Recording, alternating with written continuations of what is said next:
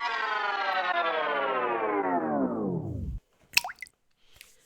good morning and welcome back to Reaper Pro Tips, Tuesday before Anne leaves for a week edition.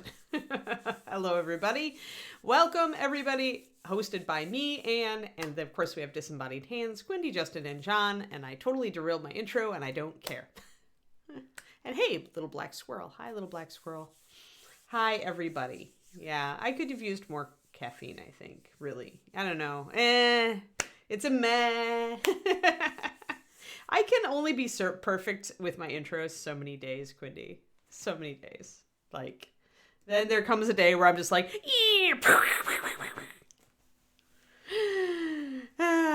when you say it so many times. Oh, dear. Oh, you guys, you're so crazy. Trying to goat Quindy. Trying to get her goat. Not good. Not good. Do not invoke that.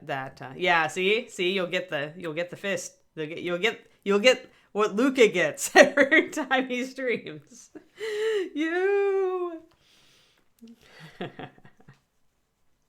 Hello, Coronico. 32 months. Wow. That's insane. Have we really been here that long? I guess we have. It's kind of nuts. It's kind of nuts, guys. Also kind of nuts, I'm going to Chicago tomorrow. Oh, the frozen north. Why do I do this to myself? Because my lovely, lovely fiance wants to go and compete in Golden Demon. That's why we do this to ourselves. All right, so I got an idea for freehand on the bandana. And I thought that I might just go ahead and do a quick kind of drop in on that and see if I like it. So yeah, I don't know. Yeah, I guess so. I don't know. Traveling is like, gets more and more stressful as I like get older. It's just like, but yeah, there'll be fun minis. There'll be new minis and stuff to buy and stuff to see and all sorts of amazing models entered in the show. And so that should be fun. I do not need this blue. I need this blue. I have the wrong blue. Wrong blue. Your squirrel brain.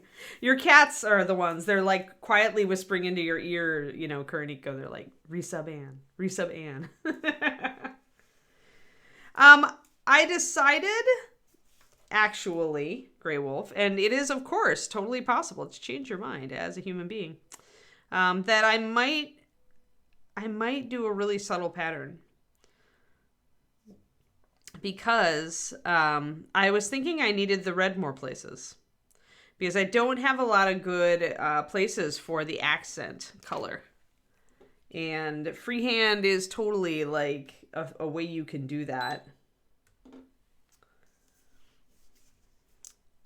And if I do what I have in mind, it will be very thin. And it will be pretty lightweight. I don't know, though. Now that I'm looking at it in the light, I'm less convinced. Less convinced. Yeah, maybe not. I could try it on the back, because the back isn't really, you know, there's not a whole lot on the back right now. But yeah, it's like, it's such a hard call, because it's hidden behind her shoulder. I don't want to do distracting, but I want more of my accent color, so I'm like, I'm just keep going back and forth. Yeah, it's just a pain in the butt to paint over it, Inara. Now that I'm looking, I thought I had more breadth on this side to do it, though, and I really don't. So I was thinking about it last night, and I got an idea for a pattern that I could use that would be simple. I'm going to get everything else in place first. Yeah, I'm going to go with my initial gut instinct and get everything else in place, and then I'm going to see if it's lacking. So that means texture today. That means wool. That means maybe we'll actually block in the cream color here. Actually, I could do that because I could, we'll do a little bit of both. That'll show you guys how dark I start with cream on some models. Especially one where I'm doing light sourcing like this, where one side of the cream is almost black. So I need, yeah. Do I want to go that orange? Nod bone is definitely kind of where it's at, but I feel like I want to go even darker. I'll go a little bit Griffin Golden Brown and a little bit Shield Brown, I think. Which should differentiate it from the gold pretty well. Yeah. I dislike painting over if it doesn't work, just because then I'm losing time. I try to be very efficient in my choices, and when you get to the point where I'm at in RA, you usually can kind of see it in your head and kind of make a judgment call on it. And I feel like I really dislike like starting freehand and then having to just paint over it and get rid of it. I don't ever want to get to that point. My time is precious to me, and it feels like such a waste to do that. So it's like you can have an idea in your head, but then when you go and you look at the model actually in situ, you're like, oh, there's not a lot of room for that. And also it's tilted. And also I already have some dramatic shadows there. And yeah. So, yeah, we'll see. I do still feel like I need a little bit more red here. So we will see if I am able to do that. Or if I have to do a little bit of freehand. I can always downscale my idea. So I'm starting with Nod Bone for my cream, which is very close to the old Stained Ivory. It's a fast palette color. If you have Stained Ivory, you can use that. I'm going to add to that a drop of Shield Brown to bring it even darker.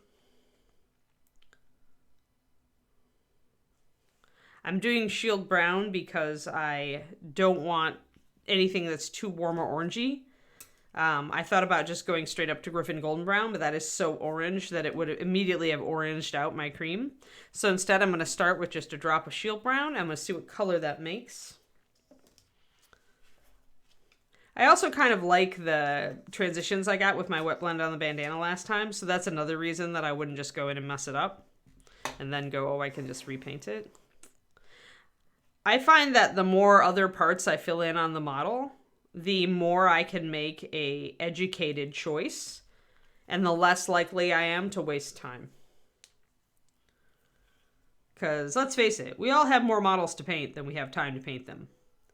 So if I can avoid getting myself stuck and being unhappy with something on a model, I'm going to do that. And if my gut tells me, oh, that could be not great, I'm going to listen to my gut like I just did. So that's a nice darker cream. Do I want a little bit of this color in there? You know what? I keep thinking about warming it up, but the thing is, I'm going to be doing NMM Gold, so I'm already going to be having a very warm yellow color on here. Yeah, they're NMM. They're gold braid. I mean, that to me says NMM Grey Wolf. There's going to be gold trim, too. All right, one more drop of Shield Brown. I want to take this dark. Much darker than we took our... there we go. That's more like what I want.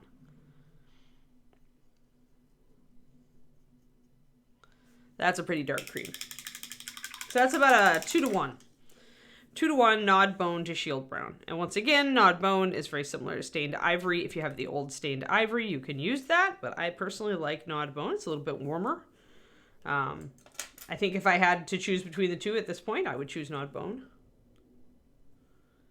Maybe. It doesn't work quite the same way with accents. Like, you can do it. That will change the gold more away from yellow and toward orange. And I do want that yellow. So it's like, I've got the red in her lips right now and a little bit in her cheeks. So I have to just kind of look at it and see, I know the braid's going to get red on it. But after that, there's not a lot we can do unless we make this little stripe here. This little stripe's kind of our accent stripe, if we're going to do it. It should be gold because you've got that lace there. But you don't have to take it gold. You could take it gold and a little bit of a different color. And I may do that. I may sneak like a little strip of red in and then do the outside as gold as if it was sculpted with like 2 pieces. That's totally paint plastic surgery and that's totally fair. that may be what I have to reach for. I need a base coat brush. You look like a base coat brush. Oh, actually, you look like a better base coat brush. There we go. I'm going to put some water in my Storm Chaser Blue just in case we come back around to that. But yeah, I think it's with an accent color, I find it less effective to sneak bits of that color into other things and more effective to just find a way to insert it as freehand or something else. Because an accent color, when you're doing it, it is kind of a pure thing in my mind, color compositionally. Like I said, if I stuck that red in the gold, what would happen is the gold would shift orange. It wouldn't necessarily get me the red. Because I'd be doing mixing, right? Or a glaze. And so it would change the gold, but it wouldn't necessarily go all the way to the red. So you have to ask yourself what your purpose is in doing this. All right, I think I was going to go cream with here, and I was going to go, and I think I want even a darker color. 1 second. Do I have it here?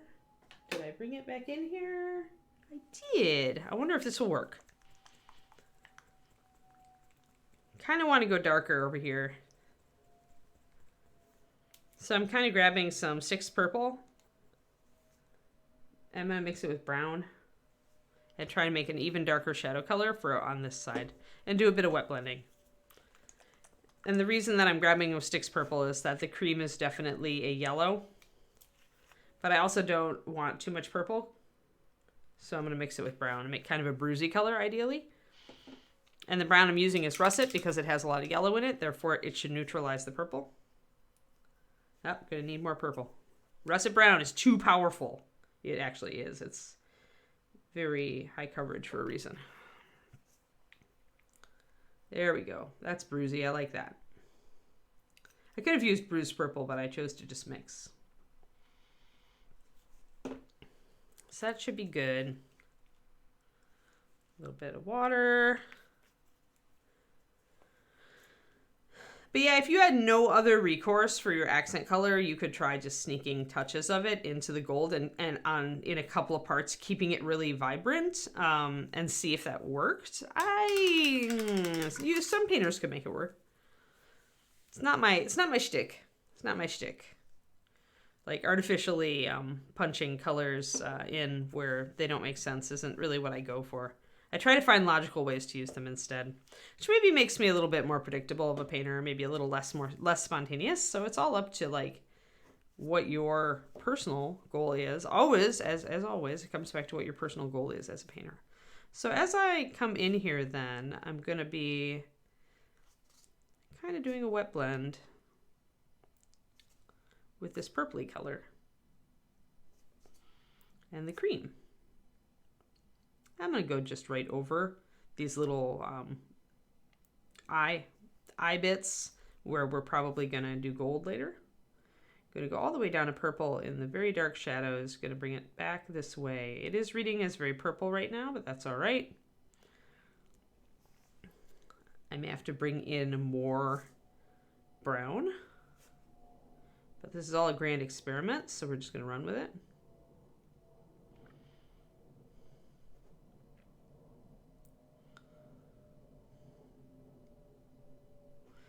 And again, doing a wet blend is just going to let me kind of map things out a little bit.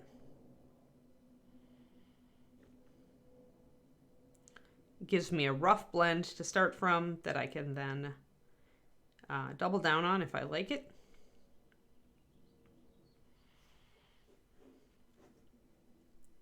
I'm going to go over to here.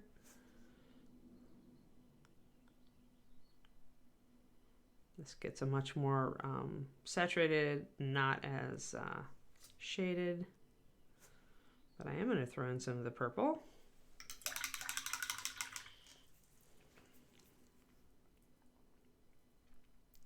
The purple is sticking around more than I initially wanted. So I may actually add in a little bit more russet brown. Because I wanted a little bit of a purplish tone because I wanted to mute out the cream. But the purple's actually overpowering a little bit. Not my initial goal. So that means I probably need a little bit more brown in that mix.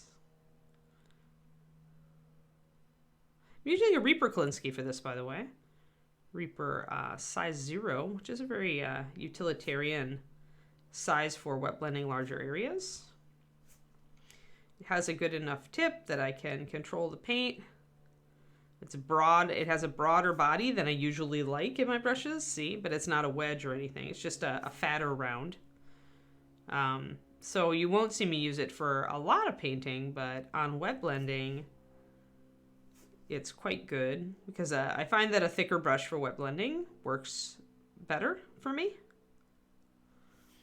So a little bit of a shadow there, and we're very, very purple over here. So what I'm going to do is grab another drop of that russet brown. I'm going to actually fade out that purple just a bit.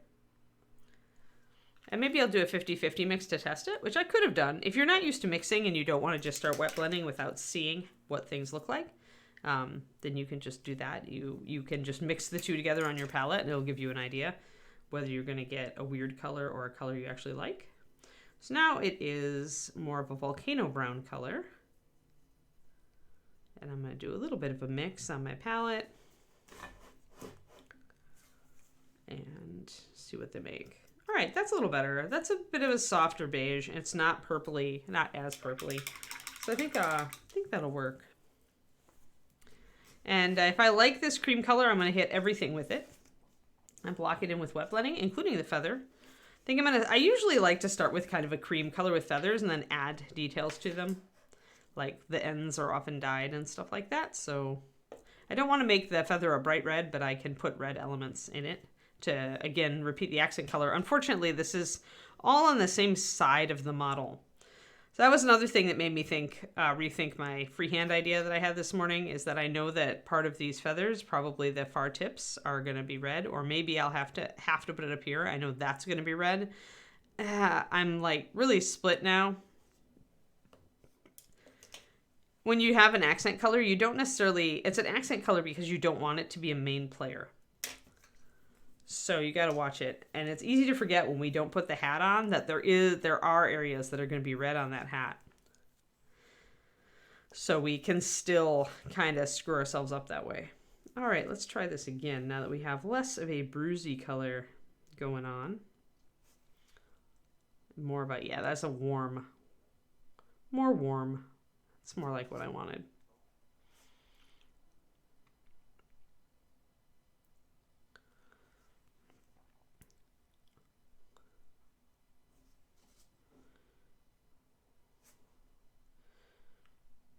So I have to figure out what models I'm bringing with me to Adepticon other than the one that I'm still doing work on to enter in the competition. But that one I'll be done with pretty much Thursday.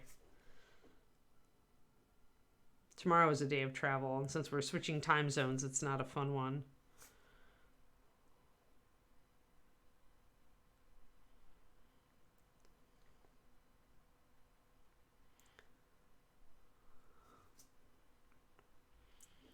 Good morning, Valentar.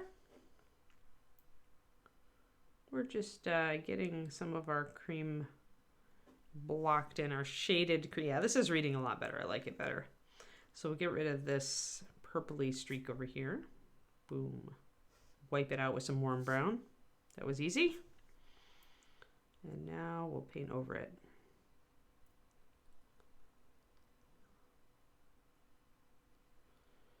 Now I am still going to be bringing this up with a lighter cream color, so it may look light right now because it's the lightest color on the model, but it's going to go even lighter. Yeah, it's not as bad as it could be. Like when I went to Indianapolis for my dog show, that was the worst. 3 hours. Oh my gosh, 3 hours, and they wanted to start early. I pretty much yelled at our show coordinator afterwards and told her never again to put like an 8 a.m. start time on when she has a bunch of people coming from the West Coast and we're all 3 hours jet lagged. It's like, no. She's an East Coast person, and she didn't even come. So I was like, yeah. That's not happening ever again.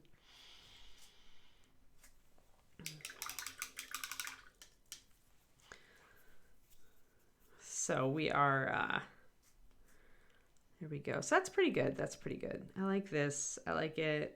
It can work.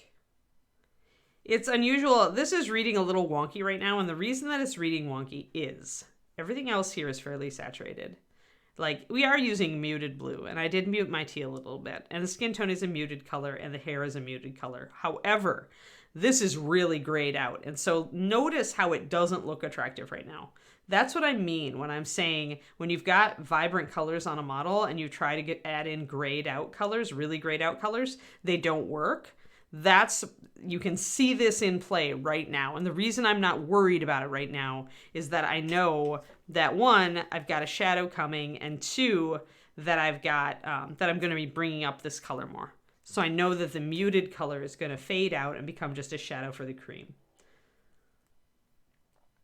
Yeah. Yeah, it's a long time zone stretch. I doubt it. I don't know, Kariniko. Like, this is Golden Demon's first year. And I don't think, I mean, Crystal Brush was always very good about it, but that's Crystal Brush, not Adepticon. Like, Adepticon didn't post those results. They went up online because Crystal Brush posted them on their website. I know the Golden Demon stuff does go up in White Dwarf, and I thought they had a website section for it. If GW has a site for like a page for Golden Demon, I just don't know if they do. Like, they never used to. They used to not be great about advertising, like publicizing that stuff. And I don't know how good they are these days because I haven't competed for so long in GD. Because, I mean, it hasn't been in America for so long. So I really don't know. I mean, Creature Caster and Privateer are also running painting competitions, I believe. And so, and again, it's going to depend on, like, do those companies put those results up on their websites? I don't know how good they are about it. It used to be, by the way, one of our biggest complaints in the miniatures competitive world that so many competitions were terrible about putting the models up on their websites. So I don't know that it's improved. Yeah, well, if GW had a site for UK results, maybe they'll do it for US. I don't know. There's always been this private little secret war, not so secret war, between Games Workshop US and Games Workshop UK. Like, when I worked for the company in the USA, people pretty much told me that the two HQs were like had a friendly rivalry, shall we say, but sometimes that led to the US site getting screwed. So I don't know if that's true or if it was just their bias. Hey, 30 months, M. Fontana. Nice resub. Yeah, as far as open, well, yeah, be careful. Open category means different things, Valandar. Open category in most painting competitions means sculpting is considered as well as painting. But if you mean a non-brand oriented miniatures competition, which I think is what you were looking for, a all-inclusive, all brand inclusive is the way I would call it. And there are actually those in the US. They're just not in our kind of fantasy sci-fi gamer circles. That's things like the Chicago show and the Atlanta show and the Tulsa show. Those are true open system. They were, open system and open category, two different things. They were all three like founded on the open system that Shepard Payne created that he essentially allowed us to use. So... And then there's Crystal Brush, but Shepard Payne's open system is open to like all this point is open to all genres and companies. It's always been open to all companies, but sometimes they have a separate genre split. But yeah, so there are still competitions in the USA that are open to all companies. But they are run mostly by the historical community, which, unlike in Europe, here it can be a very different community. We do get some of the historical guys, as you all know, competing at ReaperCon. And when there was a historical show near us, you still get fantasy people going to compete at like Tulsa and Atlanta. So there's crossover. But as far as the shows go, they seem to be very separate entities. There we go. So I like that a little bit more. So that's the base for my cream that I'm going to bring up. And I'm pretty happy with it. I'm going to keep moving on it. If I need to warm it up and really knock that purple out, if I decide I really don't like it, I will come back to it. I'm going to get this blocked in, that blocked in, that blocked in, and then maybe this little lace part here. And then we'll deal with the hat. Because since I mixed all these colors, I kind of want to get all of it blocked in.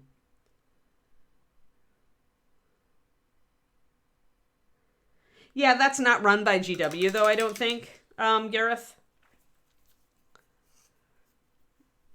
I'm pretty sure that the Golden Demon website was started by a third party. I think they even still have me as Canadian. They're not accurate.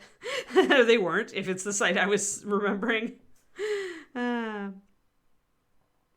probably thought I was Canadian because nobody had ever heard of me, and I won a Canadian Golden Demon the same year I won in Chicago, but I don't...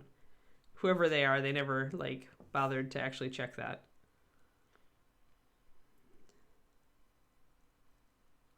So, I don't believe that is an official site.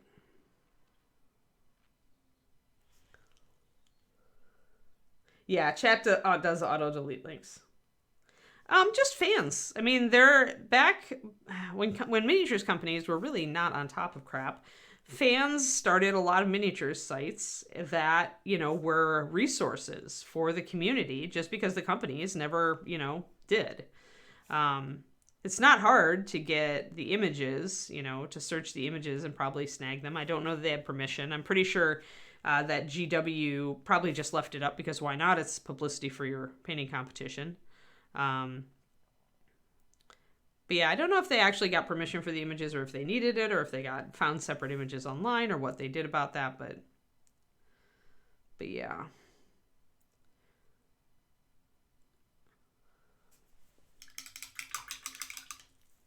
Yeah, the Warhammer community team is not GW, right? It's like the people who organized Adepticon, it's a big gaming club. Even though it's a Warhammer convention.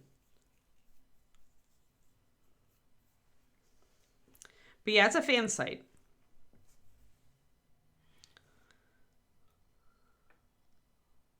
Which is not to say it's not a great resource. Like, considering that when the company itself doesn't have, like, an archive of past winners, then it's up to the fans if they want one. And so that's what that is.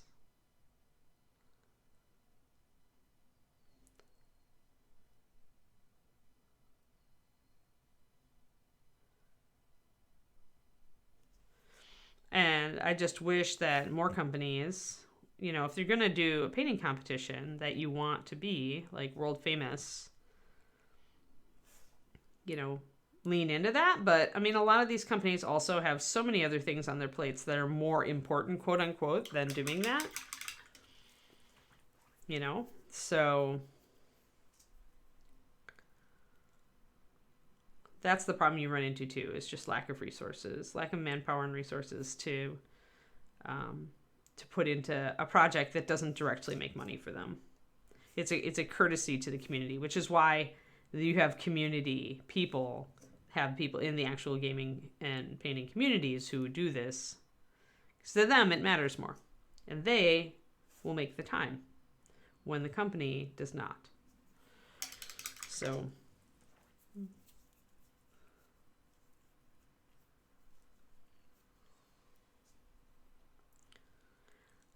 I kind of wonder if they have permission from Games Workshop for the photos on that site, Cornico. Because it's always, I believe, they've always seemed to be like screenshots from the actual photos. But I have no direct knowledge of that.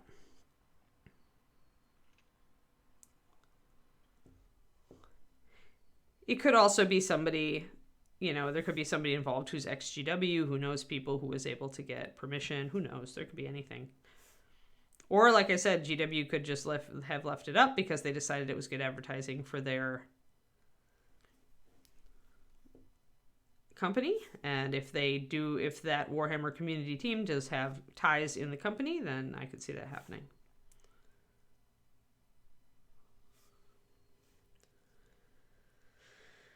So just doing, again, quick wet blending, setting up shading. I'm going to double check myself after I put the hat on in a second, because I'm probably going to tone down some of this and tone up some of that. But a lot of this, I'm starting very dark because I should be able to leave this pretty much as is and just really bring up the other part, because we're still very dark with this base coat for cream. I mean, considering this is going to go up to an off-white, it's very, very dark. And that's on purpose.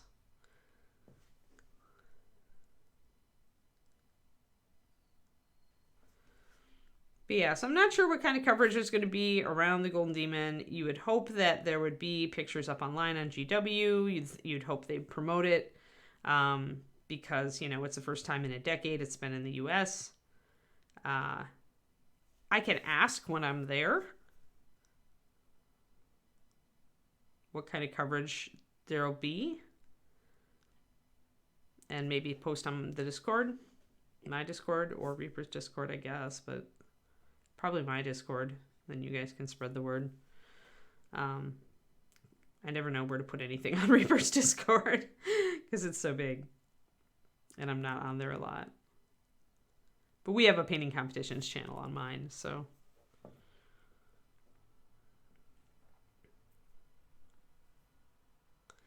But yeah, we'll see.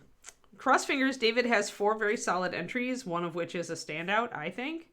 So he should end up with at least 1.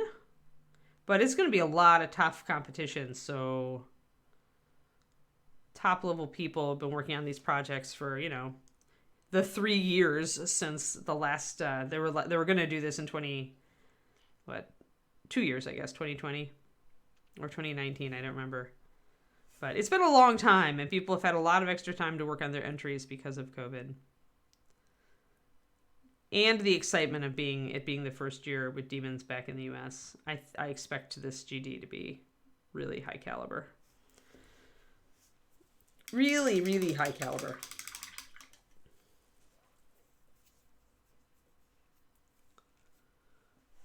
They do promote Golden Demon, but they just do it like usually a month afterwards in the White Dwarf Pendrake.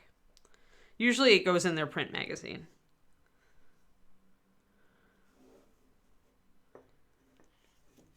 So they promote it up to the event, and then you do get, I mean, I have many old White Dwarfs that I cut the Golden Demon results pages out of, and I have them in a binder, just for my own personal little archive. And also, you know, I have the Golden Demons like that where Jennifer won and where I won and where our friends won.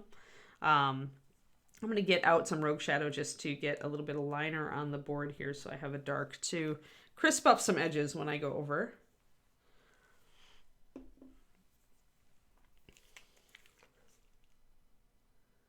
But yeah, I think David has one really strong entry, and then his other entries are also strong, but they don't have conversion. And with the way it used to be, and I don't know if this is the same. I mean, I've told him it could have changed over all these years since I was competing. But when I was competing, if you did a conversion, you had a better chance, because just purely for a very common sense reason, which is that everybody at Games Workshop has seen the new thing 50,000 times. But when you do a conversion, you change that silhouette and it looks like a new model. So it will inevitably catch the eye a little bit more when the judges are doing their pass over the miniatures cases. And that's the first challenge, is to catch the eye so they take a closer look at your piece. So that when you have a very quality piece, you get the attention. Yes, of course, Derek, of course. Come on, what kind of question is that? We know David's rut. David's color rut is David's color rut. He did a Chaos Space Marine in red and teal, okay? It's just cleverly disguised because he went really dark with the teal.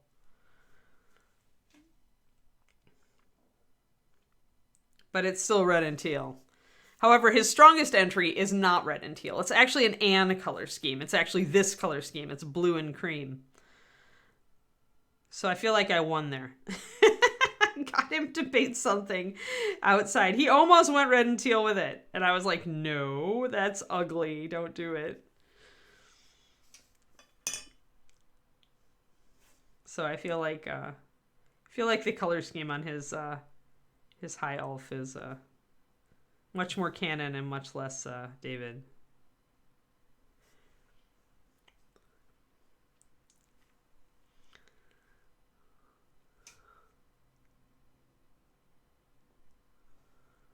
So we shall see.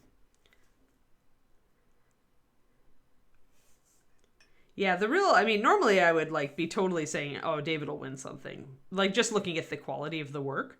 But the big unknown is everybody else is going to be bringing super high quality work too. And when you've only got a top 3 that get awards, that can make it very competitive very quickly. Oops, I blorfed a little. Blorf! That's why I got my Storm Chaser Blue out. Yep. He hasn't had one. Obviously, he hasn't won a Golden Demon. I have. So I'm, I can't root against him. It's like the only mini painting competition where I have trophies and he doesn't. Only because it hadn't happened in the US for ages. Yeah, total blorf. So,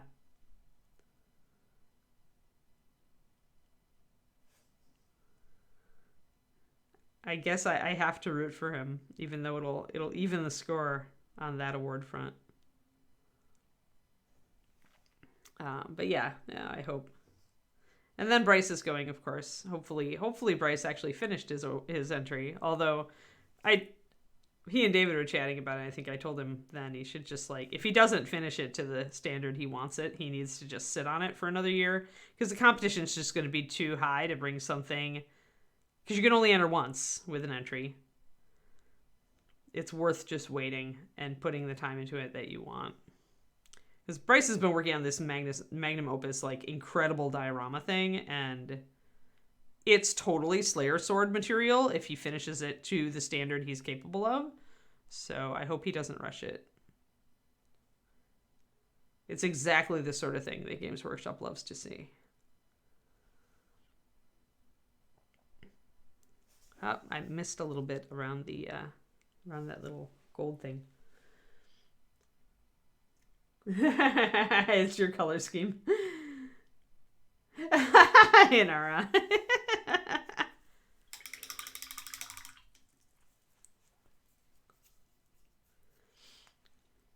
Have no color route that you know of. There's not a color scheme that you really, really like, Pendrake? Usually we all have kind of this little subliminal colors that we really are attracted to. With me, it's always purple and gold. Though the longer I hang out with David, the more I appreciate red and teal, but I tend to be more like the gold and aqua, an orangey gold and aqua, and less of the red and teal. All right, so I got that mapped in. I'm getting this. I've got that lined. That's working pretty well. Now I want to bring up the light a lot on this side, though. Yeah, Bryce's stuff's amazing. And that's totally fair. Totally fair, Inara. It's all about goals. I'm getting to the point where, I like to, when I enter a competition, I'm learning about myself, and it's kind of new. I don't so much care anymore about actually entering the competition. It's more just an excuse to paint to a high level on something. But then as I go along lately, I'm just I want to paint to a high level just because I love painting to a high level. And so then the competition isn't so much a reward anymore or a focus tool. It's more of a stressor. So as that goes, I expect I will be entering a lot less competitions, unless it's a company where I just love their stuff and I'm painting it anyway. And actually that brings up another competition that is open system, Valendar, if you're still in chat. But KublaCon out here in the Bay Area is coming up at the end of May. It's Memorial Day weekend. It's the other bracket of summer holiday as opposed to ReaperCon on Labor Day. But it's open system. So you can enter any manufacturer's miniature. Oh, there you are, Valendar. Haha! So yeah, KublaCon is open. So there is still, it's a smaller competition, though we got some very high caliber work last time, because a lot of the Crystal Brush people came.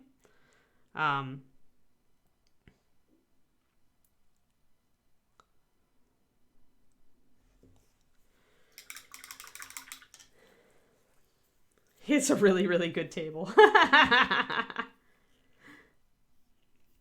They're really, usually if you're going to put something with red and teal, it's gold. So like, but there are color schemes that are just two colors, like purple and gold. I love purple and gold. I can paint it all day long and never get sick of it. And that's David with red and teal. And then, yeah, your accent is usually like a gold or a silver or whatever. You use a metal. But you don't have to. You can just go red and teal and neutrals. Technically, I think red teal is a complementary. And it depends on the color wheel you look at. But red, orange, and blue, green are complementary. So if you're going with a warm red, you absolutely hit teal as your complement. So when you've got a complementary scheme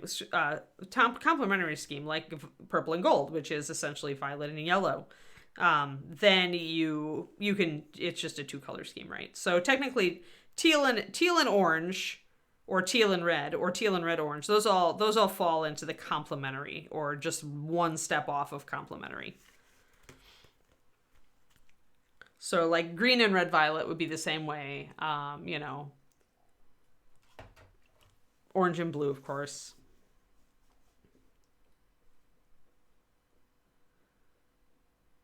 Yeah, red charcoal gold is a really good color scheme. Like red, black, and gold. I had a friend back in after college who did an Empire Army for Warhammer, and it was a red, black, and gold color scheme. It was just so good on the table. Like it just looked so good. Even better because you could kind of cheat on the metallics and do them very simply, and also cheat on the black and do it very simply. And so it didn't take him very long to paint it, but it still looked amazing just because the colors looked so good together. I have a hair in my paint. No, Ghost of Kiri, why have you betrayed me? It's probably my fur. It's not the Ghost of Kiri anymore, especially since we moved. Although there is Kiri, I found Kiri fluff somewhere the other day. I don't remember where it was. It was actually in a piece of furniture that just didn't get dusted out when we moved it. So there are still bits of Kiri around. Remnants of Kiri.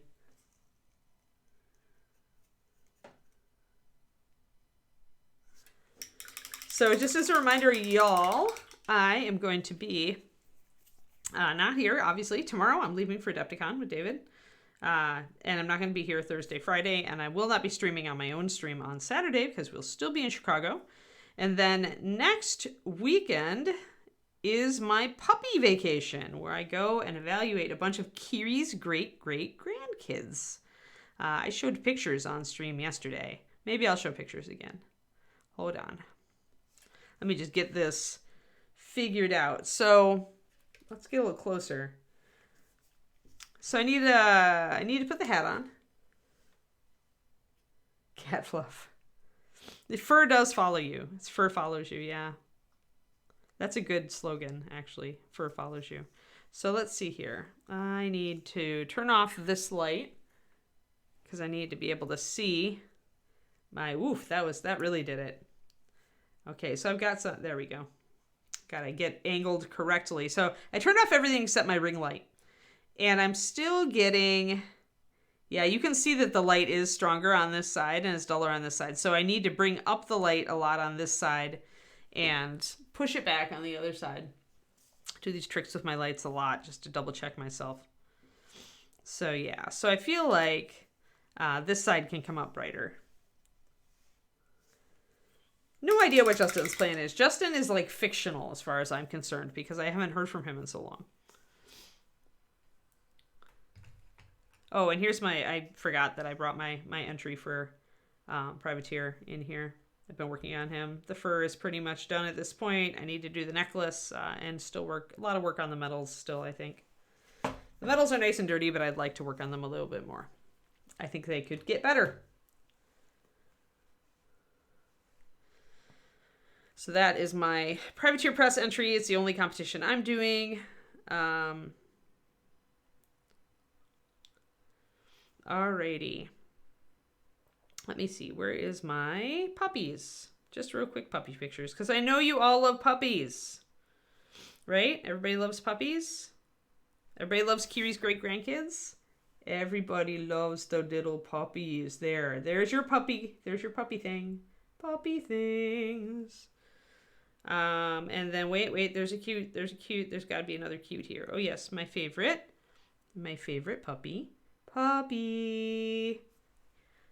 These are Kiri's great-grandkids. Oh, and there's my favorite picture. Okay, one more. There you go. There's the cute. All the cute for you.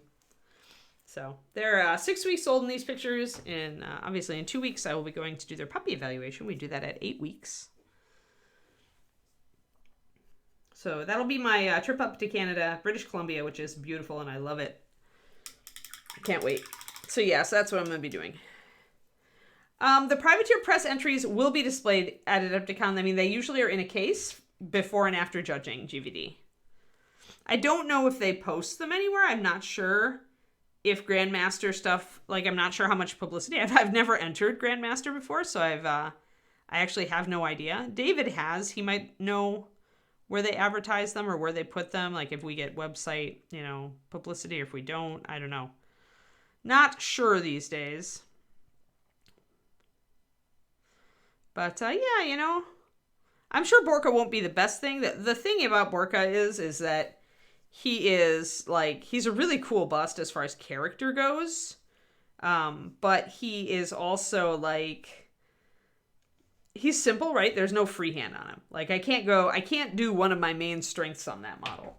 I can't do freehand. So there's just no room for it. There's no logical place for it. The freehand that I did is all textures.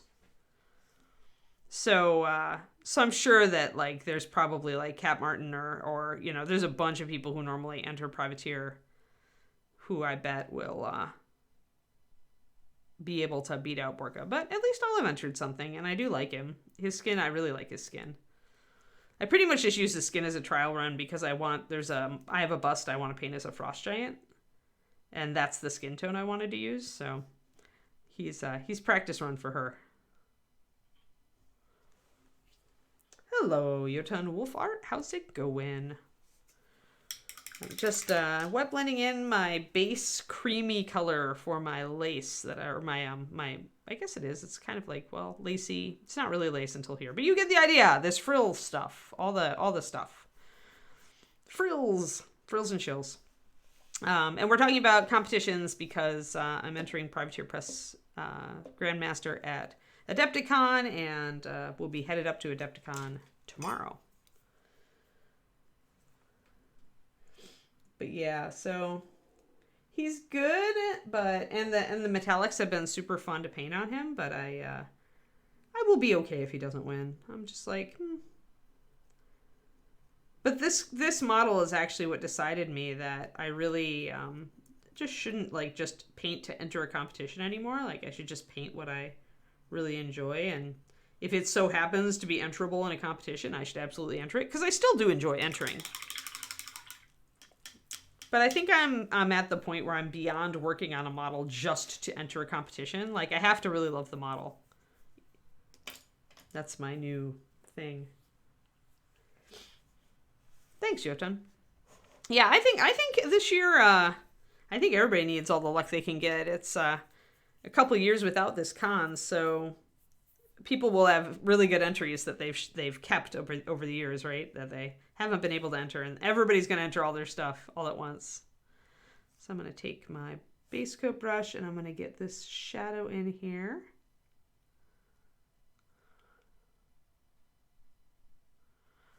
Then bring in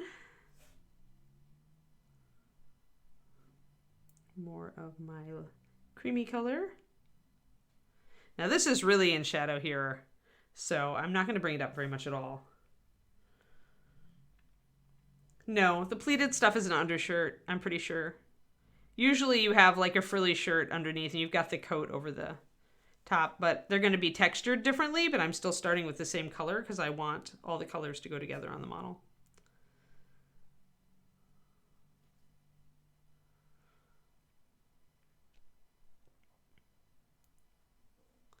Oof, that goes all the way back. Okay, I need a small brush. Small brush. But yeah, I would rather differentiate two surfaces by texture than by color, because I like to have my colors harmonizing. So rather than use two different off-whites to do my base for my cream, I would much rather use the same off-white and then just treat it differently from there on up. And again, that's a personal preference.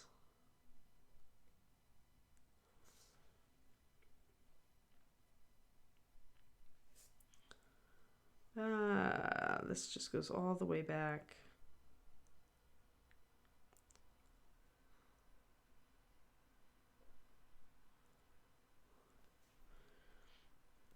And I've got probably a dark shadow back here, so I need to darken that down.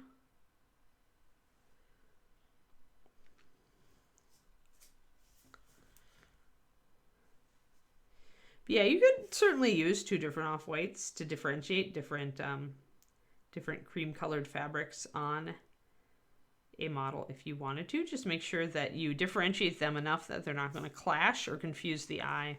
The difference, the danger in going with two different ones is just that if they aren't different enough, it's going to look like you just painted it the wrong color. So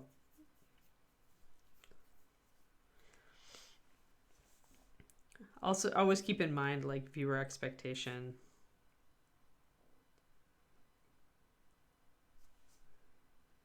If you don't want to get annoyed by people going, are those like the same? Like, did you forget what color you painted that?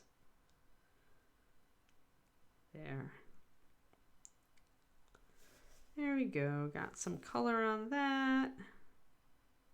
I've switched to a finer brush just because I'm working in smaller areas now. All right, so that's fairly dark.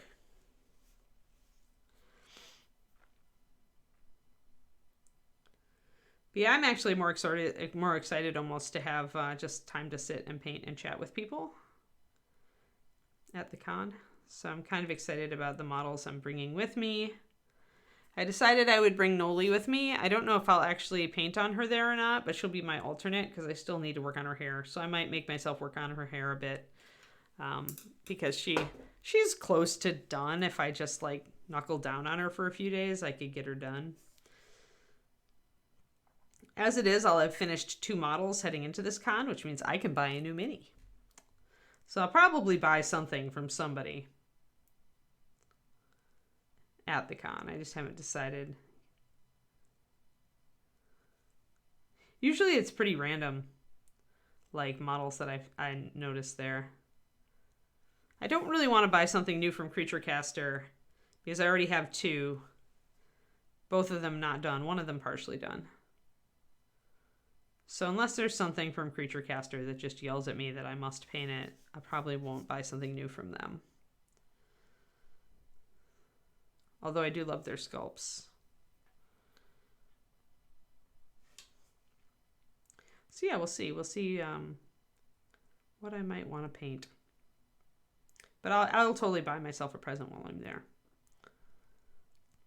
Because the vendor hall at Adepticon is pretty darn good. But yes, for those who don't know, I made a deal with myself this year because I was sick of feeling like overwhelmed by all the work on my plate. And I am not permitted to start a new model until I finish one. And I'm only permitted to have 3 in progress at any given time. And then if I finish 2 models, I can buy 1. So this should enable me to slowly get caught up on all the beautiful models that I have sitting in boxes in my closet. Very slowly allow me to get caught up, but still.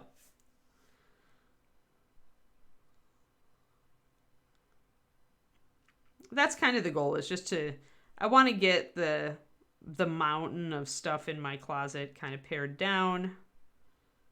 I want to have models that I'm just really always excited to work on, and I don't want to have so many of them that I start feeling really overwhelmed, which for me is like more than 3. When I start getting more than 3 in progress, just sitting around staring at me with their little like unpainted eyeballs, that's when I start feeling sad about my hobby. I don't want to feel sad around my hobby, so that's this year my New Year's resolution. Yeah, it is part of a shirt. Yeah, right. Churning through your Bone 5 stuff, because then you can feel like, yeah, hey, I can order stuff for Bone 6, right? You just have a less structured, I do well with structure. I've learned. I used to hate it when I was a kid, but as I have gotten older, I've come to really appreciate having, setting guidelines for myself. So, and it's actually kind of fun because it does actually motivate me to paint more, to finish things so I can start a new thing.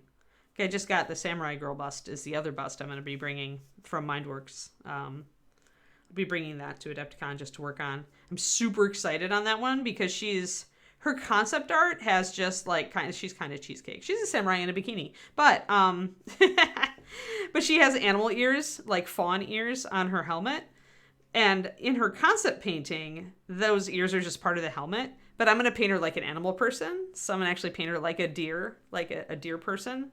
And give her like really short fur and patterns on her face and stuff. And paint the ears like they're actually ear hole, actually attached to her head. So I'm super excited about that. Because I get to do fur texture and patterns. And I love that stuff. And she's a samurai. And she has a shirt that I can paint in kimono patterns. So it's free hand all the way. If I had that model, I would whip it out to show you. It's actually, I call it kind of cheesecake. It kind of is, but I like it. I like it anyway. It's a really good sculpt. I don't think they've got the bust for available on their website anymore. They've got I think she's 75 millimeter, the full model.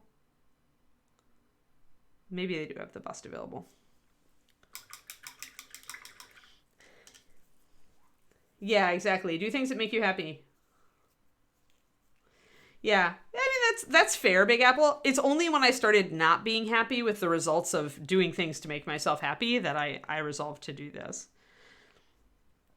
Because buying things absolutely, gives me that dopamine hit and the rush of happy. But then I realized that when I got home and put it all and stared at the big boxes of minis in my closet, I got unhappy. So for me, it was like the decision because it's like short term versus long term for me. And I really like feeling more motivated to paint because I feel like it's attainable. If I finish a model, I can start a new model. If I really want to start that new model, I need to like knuckle down and finish something, even if it's only a 28 millimeter,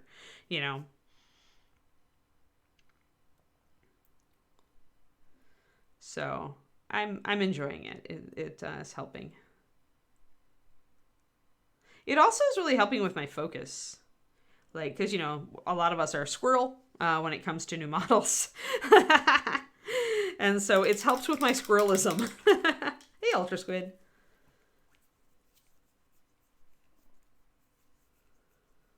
Did you found... Oh, is this one? This is not available to purchase. We're doing it so that so that I can essentially talk about bust techniques. We've been asking Ed and Ron if they can bring this back, but I don't know if they will. It was a ReaperCon special last time, Gary. So I'm not certain. I keep asking, and I will ask them at ReaperCon also to in person to say, hey, can you bring this back? Because people want it.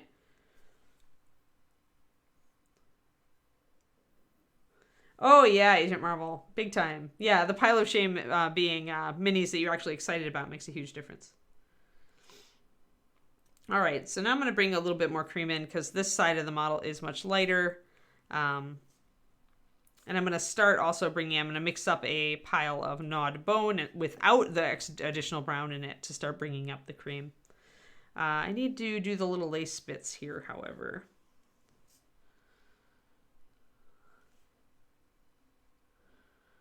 Yeah, however you can tame your squirrels, whatever works for you. For me, I definitely had to start setting limits on myself.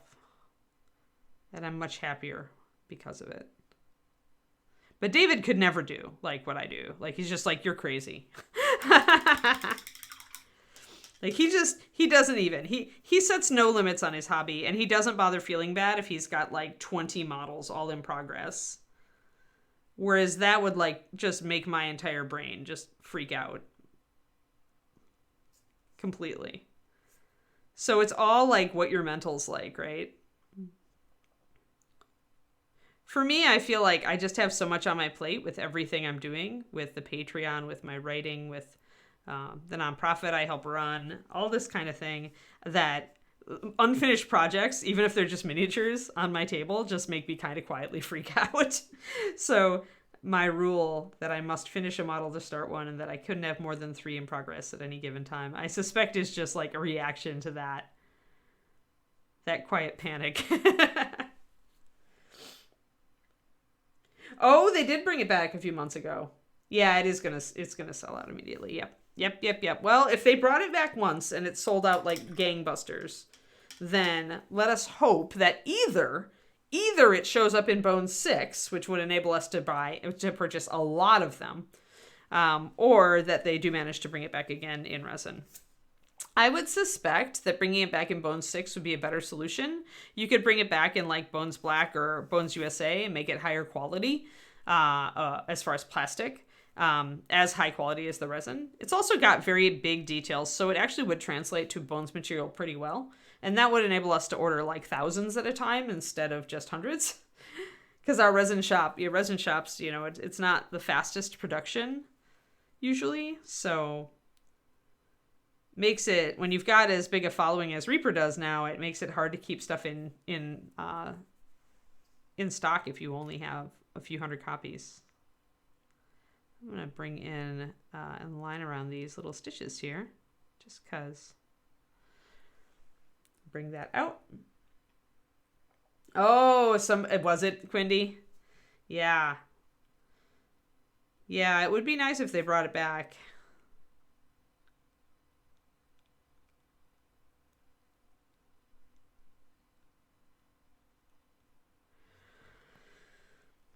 That said, if you have busts and you are trying to figure out how to paint them, I did go pretty in depth with as far as how I painted the skin tones on this. And you could take the skin tone tutorial from this bust and apply it to a lot of different female busts. So that was kind of the purpose here, was to just talk a bit more about texture at the bust scale and how to do hair and how to, you know, do the skin at a bust scale and the eyes and things. So that at least I feel like this is successful at. Now I need to get the lace over here done.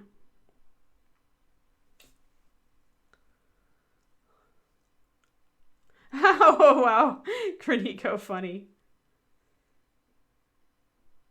Yeah, if they actually brought it back, it would be a bigger to-do. That's smart because it is like, seems to be very popular.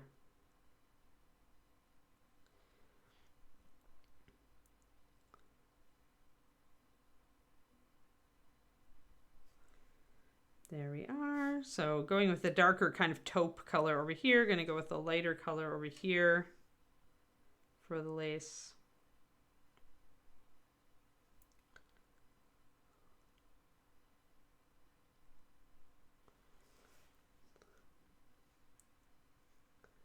Hey, Tristoma.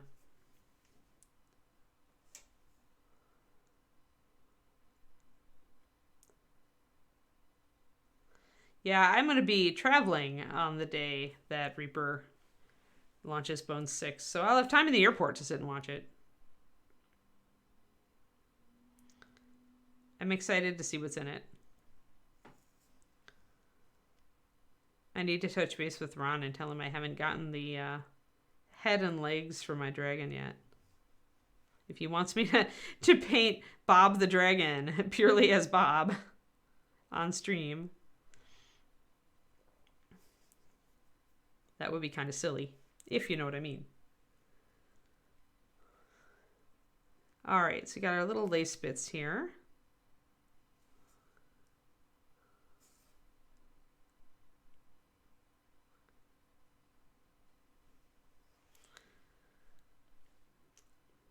There. So even though these are painted with darker and these are painted with lighter, you can still see the relationship between the two, especially when you look at the relationship between like the ruffles here on the piece. Let's see here. We've got more lace. Lots more lace. I never have a problem with the Wi-Fi unless I'm trying to do something really intensive. We'll see. It is possible. Although the San Jose airport Wi-Fi is pretty good, and I believe I'm flying out of San Jose for the Canada trip. Because, you know, Silicon Valley Airport means the tech isn't bad, generally. But we're flying out of San Francisco tomorrow. So, got to drive to the city, which is why the stream is canceled tomorrow. So our flight actually isn't until a little afternoon, but we have to do that drive, which is an hour easy, unless the traffic's really easy on us.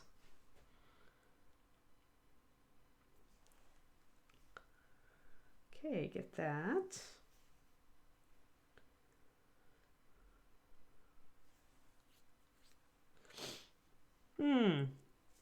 Sorry that you had tornado warnings. Those are stressful.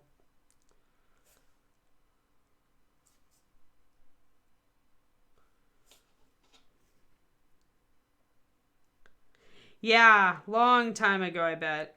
I mean, I was talking to somebody, I think it was our gardener the other day, Red Links, where he was like, he lived in Mountain View before Google moved in. And he said it was kind of a hole.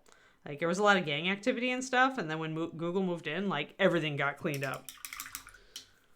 And everything got, you know, updated and generally made much nicer.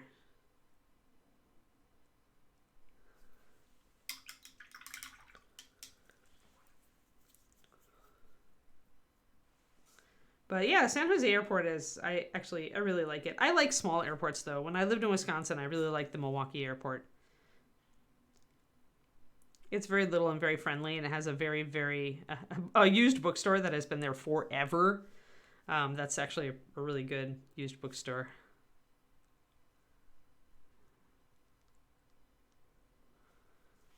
So I always enjoyed flying into and out of Milwaukee because then I could go to the bookstore.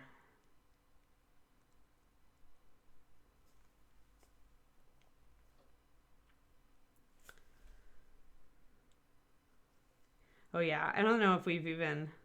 And now Palo Alto is like one of the highest priced districts.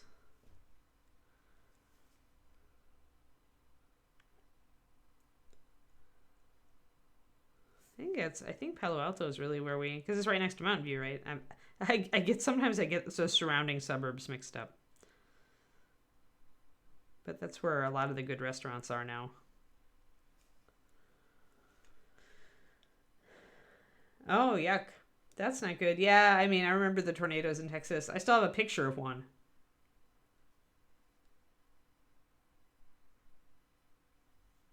Oh, right, because they have different... Right.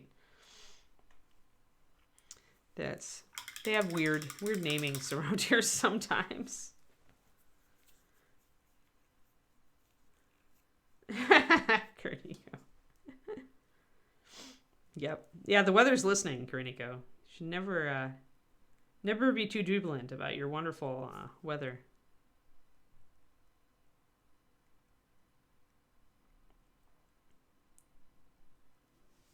So I'm using the dark color for my cream whenever I get down into a shadow where my black primer mostly was, and then I'm fading it up, as you can see, as we go into the light.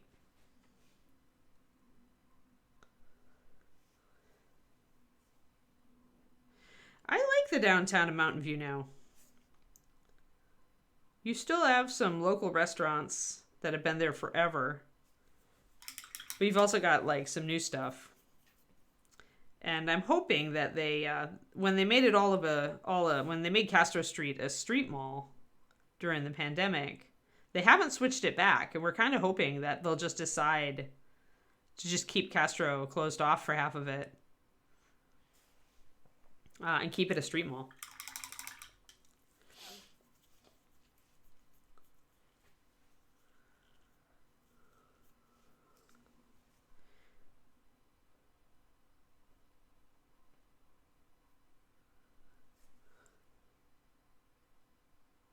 There we go. So a little bit of light here. Match that on that side. Oh, okay. The Castro or on Castro Street, Polly? Because the Castro, meaning, you know, San Francisco, we're out in Mountain View, and so we have a Castro Street that's more like a, you know, it's just a tiny little, it's a little street full of restaurants and shops, locally owned for the most part. Oh, okay, so you, seriously in the Castro. That's cool. We go down there sometimes. David used to live right near the Castro. He lived in San Francisco proper, off in Noe Valley. That was the apartment where he's like, you and Kiri should move in with me. And I was like, we wouldn't fit. Because it was a small apartment because San Francisco. So that made him essentially move out here to Mountain View, which he'd kind of wanted to do anyway because he wanted to be closer to work. He wanted to be able to bike instead of have to take the shuttle for an hour and a half. Oh, Outer Sunset. Okay. I'm just excited to, like, I kind of have a bunch of things on my bucket list this year now that the weather's getting nicer. Like, some things I want to see in San Francisco, just really interesting things. And that we never, you know, during COVID, we just didn't really get out a lot. Nobody did. And then that, like, I want to get up to Half Moon Bay and, you know, explore up there and get up to Napa again. And yeah, there's a lot of stuff that I would like to do this year.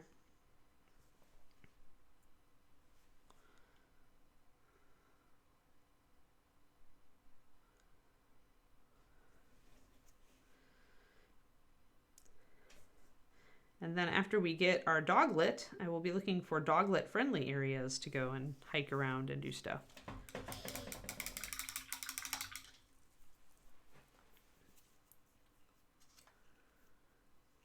Oh, yuck.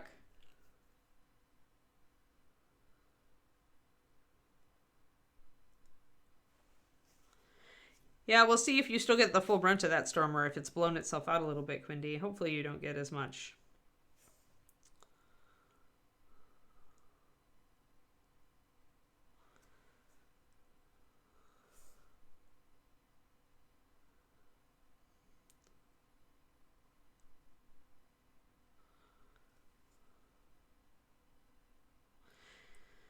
Yeah, much as the thought of earthquakes scare me, I am happy not to be in tornado country anymore.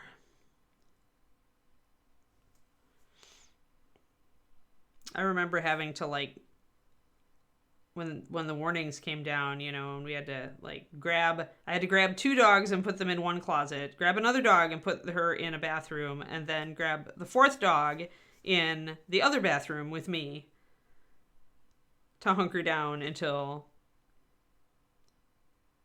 the storm went through, because our dogs were too big to all be in one bathroom with me. So yeah, I'm just kind of happy. Yeah, I mean, earthquakes are dangerous too, for sure.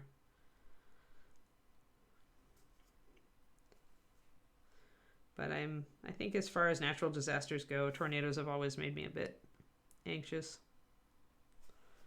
There we go. Got some of that ripple, that fold suggested there. Ah, you live in the northern part of Oregon wine country. That's got to be pretty, though.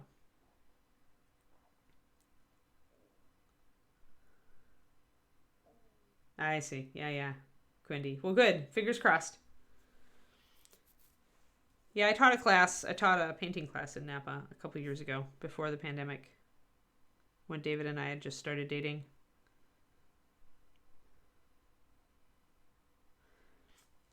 So I was mostly teaching. I didn't get a lot of chance to explore Napa proper, so I'd like to get back up there.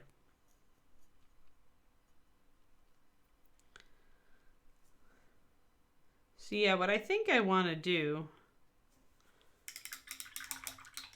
is take this little border of cloth that's around her epaulets, and instead of just making it gold like I thought about doing, splitting it in 2. So like doing, let's actually map that out with some white in our last minutes here.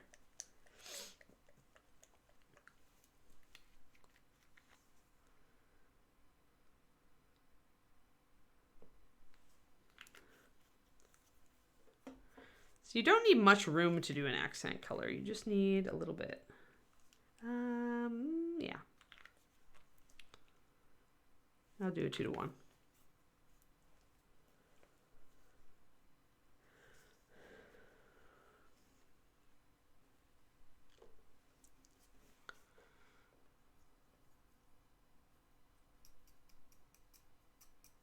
I usually work with really thinned white when I'm doing kind of sketching out, working out things like this, just because it's easier to paint over.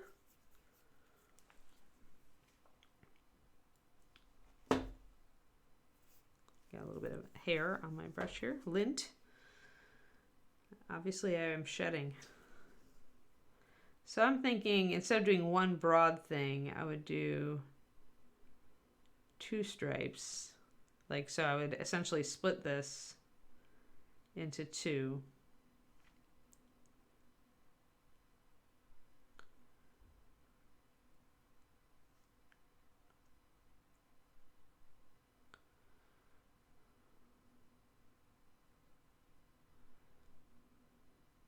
And I'll just thin down that line in the middle.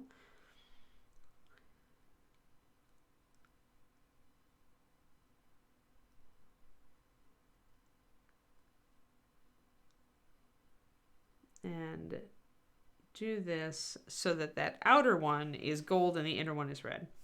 That's kind of what I'm thinking.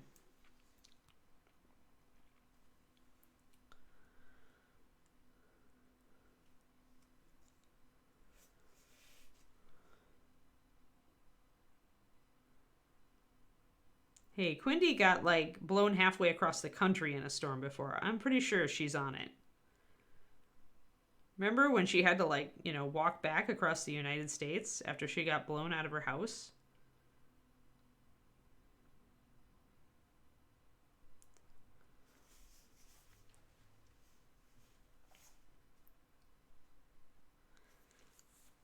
Like, I think Quindy's got it. That's what I imagine, Quindy. I imagine you grabbing an umbrella and kind of like riding the storm until it put you down somewhere like out in Idaho, and then you had to walk home, and that's why we didn't see you for a long time.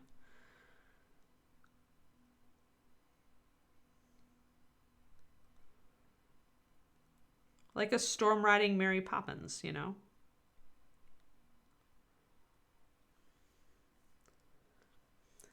See, and that, I don't know if I could do hurricanes, man. That's another thing.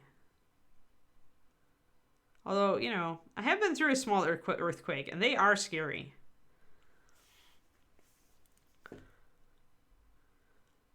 But where we live now is pretty... Like, there's definitely stuff that could break. But we don't live, like, in it. I was more nervous about it when I lived in a place with tall buildings, in a tall building, you know. But we have a 1-story house.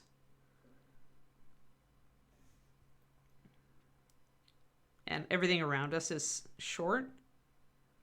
So there aren't big, tall things that could topple over on us.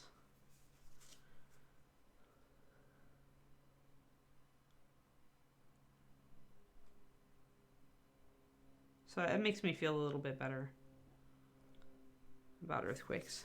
Natural disasters of all sorts are not negative fun. Hey, Daffodweir.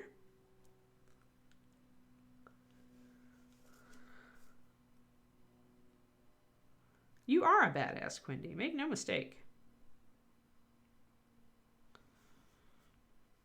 I think everybody in the stream would agree.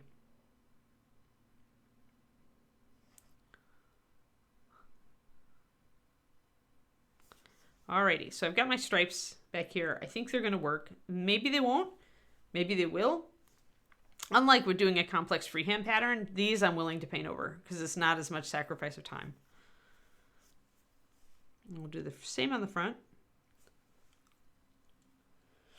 Oh, yuck.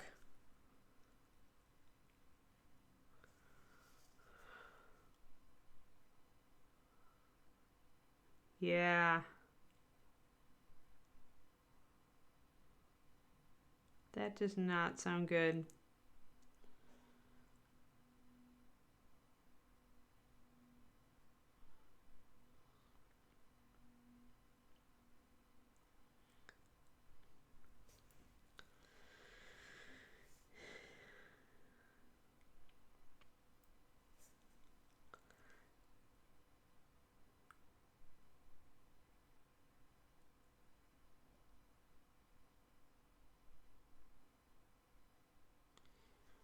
we go. All right, and then one last set of stripes here, and there's a lot of white primer here, so we're not going to see the stripes as much, but we will see them. There we are. So we've got our stripes outlined, so we know where our accent colors can go, and that'll be nice because it'll get a little red over here, which is still going to be in shadow, so it'll be a darker red, but at least the color will be repeated on this side of the model, which it wasn't before. So I was like, that's how I was feeling, just a little bit like,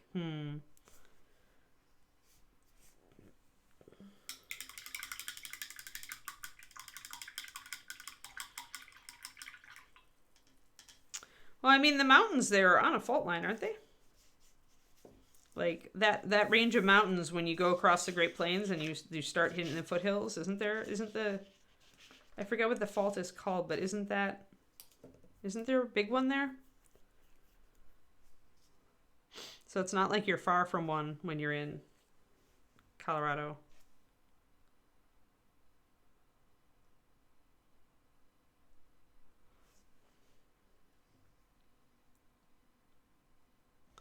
Alrighty, I think we're pretty good. We have just a few minutes left, so I'm going to touch up. Oh yeah, let's put a little bit of a highlight. Let's actually build just a puddle that's pure gnawed bone. And again, gnawed bone is very similar to the old stained ivory that was canceled. So you can use that instead if you want to. My initial mix here was the gnawed bone plus shield brown 9161, about 2-to-1. As I wanted to start with a really dark base for my cream. I wanted a lot of contrast. So now I want to bring the cream up, and just to give you guys an idea of the difference between those two colors. There. So that's my initial color. That's the 2-to-1 gnawed bone and shield brown. And now this is just the gnawed bone. You can see how very different they are. Light as this color looks on the model, because it's next to a bunch of dark colors, it really isn't that light. Yep, this is the last day of this week. Then we're off to Adepticon. Then I'm back next week, Monday, Tuesday, Wednesday. And I'll be gone Thursday, Friday, Saturday. And I might be gone Monday. It really depends on Canada. It depends on how things are. It depends on the border. It all depends. Because getting back from where I'm going to be in British Columbia involves like driving 6 hours plus like 2 ferries, I think. So it's like you could, the time frame. I tried to allow as much time for catching my flight as I could. But when it involves a border crossing also, I'm just like, well, yeah. So I will be back this coming Monday, and I may be back the next Monday as well. Hopefully I will be. I just have a tiny question mark on there, because with border crossing and COVID testing and the way that the requirements change, you just never know.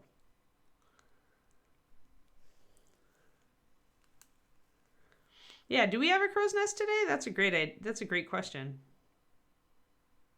We had Bobby Jackson last time on crow's nest, I remember. So just bringing up the highlights a little bit more, you can see the difference in the highlight there compared to the color here.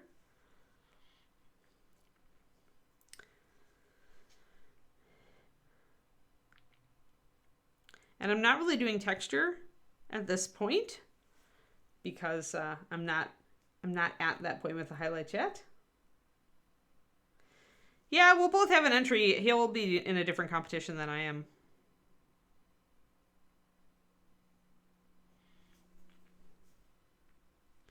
So just that bit of highlight really brings up this part more like it's in the light.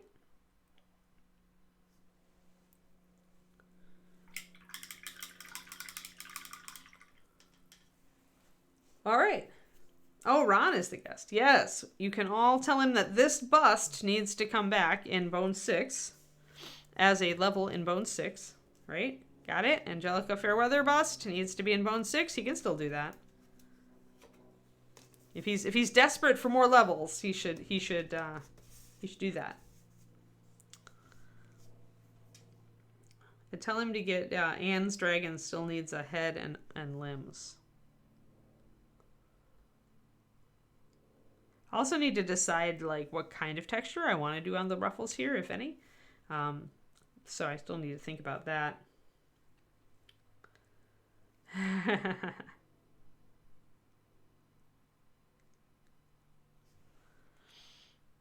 Alrighty. So I feel like I'm gonna like this color. One of the reasons to start darker with this cream color, by the way, was so that it will be easier to bring up texture and make it visible. The darker you start, the more the texture will show up, obviously, as you start putting it in with lighter colors. So that's part of why I went so very dark with the cream color here, is because I wanted to have plenty of room to start to suggest texture as to bring this up. And this part as well, more room to, this will probably be linen, more of a linen texture, so more of a fine texture. And this might be a little bit coarser, almost like suggesting kind of a lacy texture on the top. We'll see.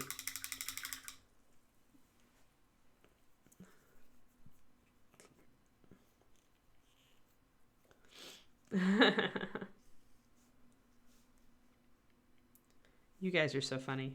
So what we did today, we talked about color, we talked about freehand and why I went back and forth on whether I wanted freehand on the bandana, and kind of my strategy for that. We talked a bit about, like, I mixed the color for the cream here, and it went a bit purple, and I backed off from that. We talked about that, and why I would use purple. We talked about different color schemes, like red and teal and purple and gold, and, you know, why those are a thing via the color wheel. And we talked about competitions, because there's a bunch of them coming up at Adepticon this coming weekend.